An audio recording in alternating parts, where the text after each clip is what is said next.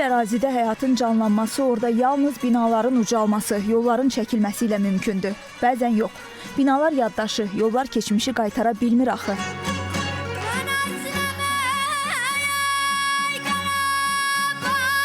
Lakin bir səs, bir musiqi hər şeyi bərpa etmək qüdrətindədir. Xatirələri canlandırmaqla, yeni xatirələr yaratmaqla. Bəzən minlərlə insanın ürəyi eyni ritmdə döyünür. Prezident İlham Əliyevin tamaşaçısı olduğu səhnədə ifa edən uşaqlar üçün Qarabağ şikəstəsi həyatlarının həyəcanı, Azərbaycan xalqı üçün illər sonra çin olan arzu, qəbul olunan dua, Ali Baş Komandan üçün Qarabağı işğaldan azad etməyin uğuru, muğamı Qarabağa qaytarmağın qürurudur.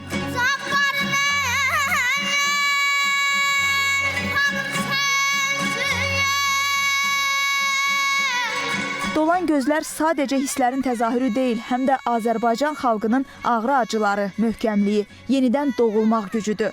O gözlərdə keçmişi bilmək, bugünü qurmaq, gələcəyi yazmaq əzmi var.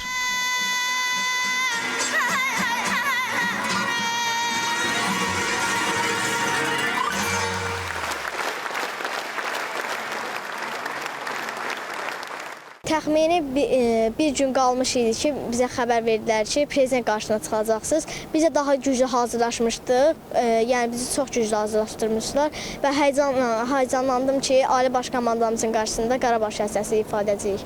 Gələcəkdə Şuşada fəaliyyət göstərmək istəyirəm. İlk dəfə idi ki, mən Ağdamda, Muğamın beşiyində çıxış edirdim prezidentin qarşısında. Muğam sahəsində fikirlərim çox böyükdür. İlk öncə konservatoriyada təhsil almaq istəyirəm.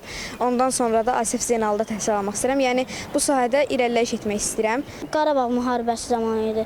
Birdən-birə başladım Xudayarın təsnifini oxumağa. Atam onu qulaq asdı. Dedi ki, bir dəfə aparaq bunun musiqiyə. Səsi varsa muğam oxusun. Apardılar Hüma Məmmədovanın yanına. Apardılar, orada oxudum. Səsim var idi. Ona görə də qaldım səsdə, elə davam eləyə gəldim.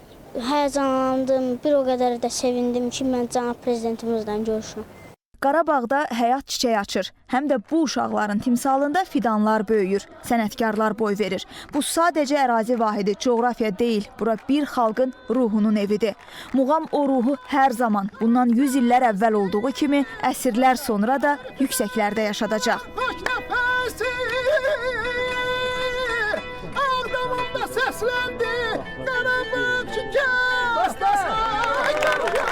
Fidan Mahmudova, Mirəziz Mirəlioğlu, Ayşəm Rüstəmova, AzTV Xəbər.